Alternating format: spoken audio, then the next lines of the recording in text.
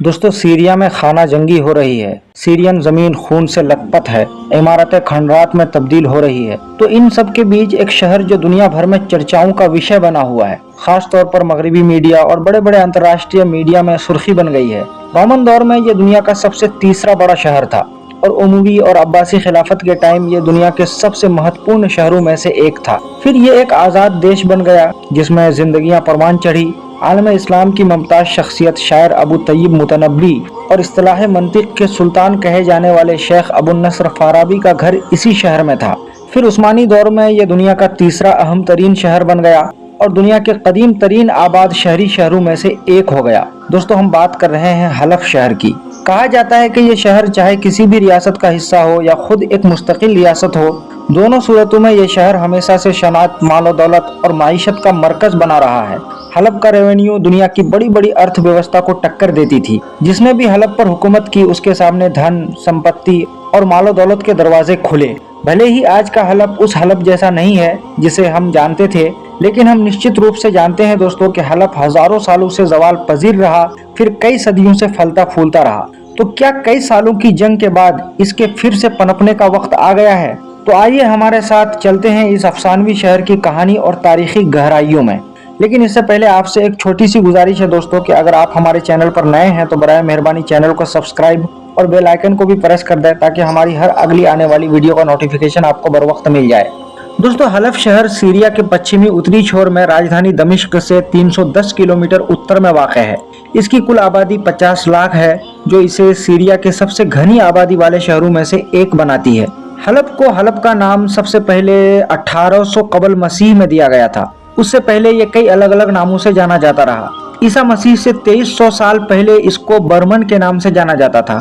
फिर हीलिया, खलाबा और खिलवान जैसा कि हमें अशीरियन मखतूतात में देखने को मिलता है। फिर कुछ अरसे के बाद खरब, खलिब्बो और हलिब्बो के नाम से जाना जाने वाला यह शहर अब तक का सबसे पुराने बसे शहरों में से एक है।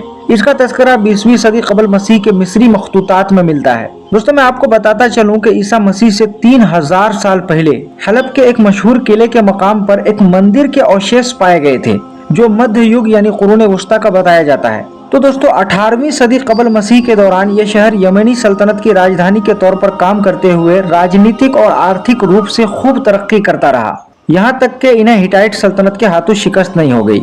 फिर बाद में ये हेलेनिस्टिक दौर में एक महत्वपूर्ण शहर और भूमध्य सागर यानी बहरे रूम में एक जबरदस्त ट्रेडिंग सेंटर बन गया। फिर ये बिलाखिर रोमन एम्पायर में शामिल हो गया और फिर बाजेंटाइन एम्पायर के अंडर कारवान तहरीक के मरकज के तौर पर परवान चढ़ा। साल 636 ईस्वी में मुसलमानों ने हलब पर कब्जा हासिल किया और ठीक 8 साल बाद उमवी खलीफा सुलेमान बिन अब्दुल मलिक के दौरे हुकूमत में यहाँ पर एक बहुत बड़ी मस्जिद की तामीर की गई। 10वीं सदी ईस्वी में हलब उत्तरी सीरिया में हमदानी सल्तनत की राजधानी बन गया और लंबे टाइम तक खुशहाल रहा। फिर उसके बाद इसे जंगों, इंतशार और काफी उथल पुथल का सामना करना पड़ा, जैसा कि बाजेंटाइन एम्पायर, सलीबी, फातिमी, सल्जूक्स, इन सभी ने हलब और उसके आसपास के इलाकों पर कब्जा हासिल करने के लिए लड़ाइयां लड़ी, जिसके नतीजे में हलब बिल्कुल तबाह और बर्बाद हो गया। 12वीं सदी के वस्त तक हलब को मुकम्मल तौर पर दोबारा तामीर नहीं किया गया था, लेकिन 13वीं सदी ईस्वी की शुरुआत में अय्यूबी सल्तनत की अमलदारी में शहर ने बड़ी खुशहाली और तरक्की पजीरी का दौर देखा। लेकिन साल 1260 ईस्वी में मंगोलों द्वारा हमले किए जाने की वजह से अचानक सारी चीजें पलट गई। शहर बिल्कुल नाकारा हो गया। फिर साल 1348 में ताउन की वबा और साल 1400 ईस्वी में तैमूर लंग के तबाहकुन हमले से शहर पर बहुत बुरा इम्पैक्ट पड़ा। साल 1516 ईस्वी में हलफ शहर ऑटोमन एम्पायर यानी सल्तनत उस्मानिया का हिस्सा बन गया। सल्तनत उस्मानिया का हिस्सा बनते ही हलब जल्द ही अपने आसपास के इलाकों की राजधानी बन गया। याद रहे दोस्तों कि पूरी सल्तनत की राजधानी नहीं, बल्कि सल्तनत उस्मानिया की पहली राजधानी जो थी वो सोगोत थी, फिर बाद में बदलकर बुरसा को राजधानी बनाया गया था। लेकिन सल्तनत उस्मानिया के दौर में हलब को सल्तनत की मिनी राजधानी के तौर पर जाना जाता था, क्योंकि हलब के आसपास जो सूबे थे उनके सारे इंतजामात यहीं से देखे जाते थे, यहीं से उनको रूल किया जाता था। और उस वक्त हलब शहर मिडिल ईस्ट और यूरोप के बीच तिजारत का मेन सेंटर बन चुका था। लेकिन 18वीं सदी ईस्वी के अंत में तिजारत के लिए ट्रांजिट सेंटर के तौर पर हलब की भूमिका बहुत कम हो गई और इसे भारी नुकसान का सामना करना पड़ा। फ्रांस और ब्रिटेन की तरफ से सीरिया की सरहदों की हदबंदी की वजह से इसे अधिक बंदिशों का सामना करना पड़ा,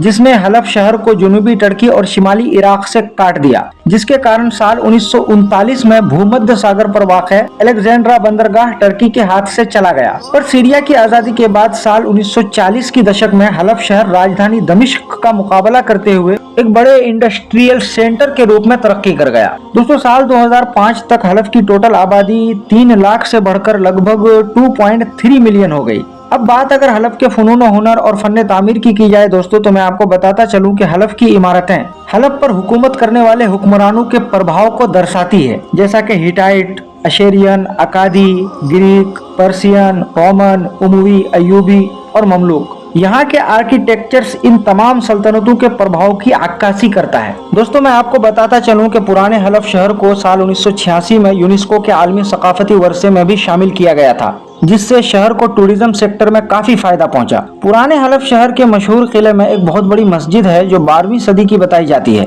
और यही नहीं बल्कि पुराने जमाने के दीनी मदारिस, रिहाइश गाहें और सराय भी यहाँ पाए गए हैं। और हलफ का मशहूर बाजार, जिसमें 13 किलोमीटर की दूरी तक फैले 1000 से ज्यादा स्टॉल्स लगे हैं। ये बाजार इहाते के एतबार से दुनिया के सबसे बड़े बाजारों में से एक है, और यह बाजार सैकड़ों लोगों के लिए शहर के आर्थिक और सामाजिक जिंदगियों के केंद्र के रूप में काम करता रहा है। दोस्तों, हलफ शहर अब्बासियों के दौर में 8वीं सदी ईस्वी में एक बड़ा इलाकाई सकाफती मरकज भी बन गया था। यहाँ की इमारतों में किस्म किस्म के नुकूश पिछले 3 सदियों में इल्म को फरोग देने और फैलाने में हलफ द्वारा निभाई गई महत्वपूर्ण भूमिका को दर्शाती है। मिसाल के तौर पर यहाँ की इतनी बड़ी पुरानी मस्जिद, जिसे उमवी दौर में बनाया गया था, फिर 12वीं सदी ईस्वी में बढ़ाकर दोबारा इसकी तामीर की गई थी। इस मस्जिद ने सदियों से मजहबी तालीम और आदान प्रदान के लिए मरकजी मरकज के तौर पर काम किया, और साल 1990 के दशक के आखिर से हलफ शहर सीरिया और मिडिल ईस्ट में सबसे तेजी से तरक्की करने वाला शहर बन गया। खास तौर पर शेख नज्जार इंडस्ट्रियल सिटी का इफ्तिताह, नई सरमायाकारी की आमद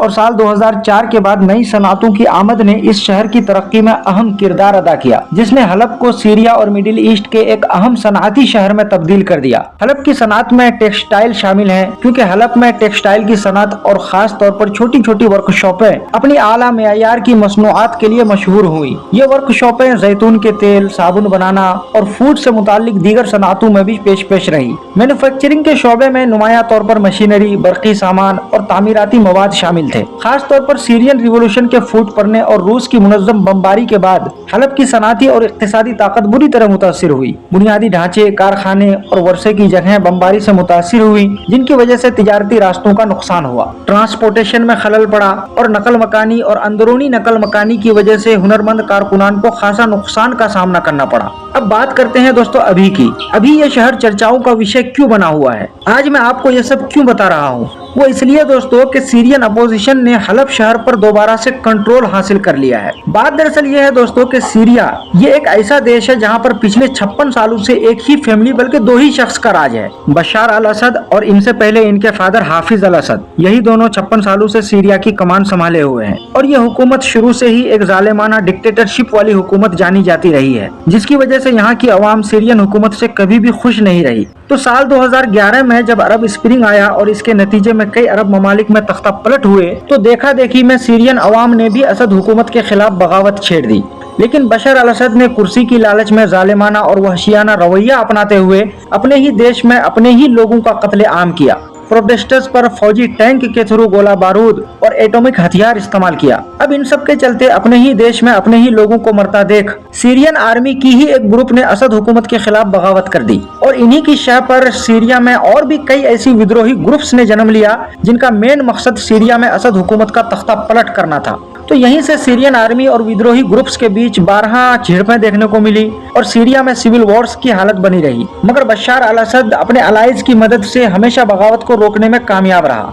आज के दिन सीरिया का सबसे करीबी दोस्त और अलाई जो है वो है ईरान और रशिया, और सीरिया में असद हुकूमत की बका का जो सबसे मेन ढाल है वो है हिजबुल्लाह। हिजबुल्लाह ईरान के कहने पर विद्रोहियों के खिलाफ असद हुकूमत का दिफा करता है। लेकिन आज की ताज़ा तरीन हालात आपको पता ही है दोस्तों, रशिया यूक्रेन के साथ जंग में उलझा हुआ है और ईरान और हिजबुल्लाह इजराइल से जंग में बिजी है। अब ऐसे में मौके का फायदा उठाते हुए सीरियन अपोजिशन की सबसे पावरफुल ग्रुप हैयत तहरीर शाम ने सीरियन आर्मी पर अटैक कर दिया।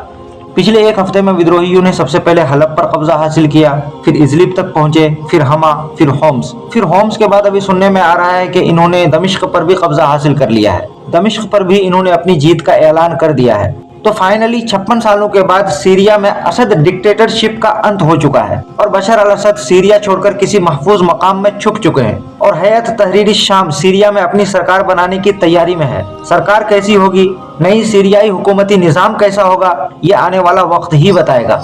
उम्मीद करते हैं कि जो कुछ भी हो वो कौम व मिल्लत और सीरियाई अवाम के लिए बेहतर साबित हो। आपको क्या लगता है दोस्तों, कमेंट करके जरूर बताएं और साथ ही साथ इस वीडियो को लाइक, चैनल को सब्सक्राइब और बेल आइकन को भी प्रेस कर दें ताकि हमारी हर अगली आने वाली वीडियो का नोटिफिकेशन आपको बर वक्त मिल जाए। अस्सलामु अलैकुम वरहमतुल्लाहि वबरकातुहू।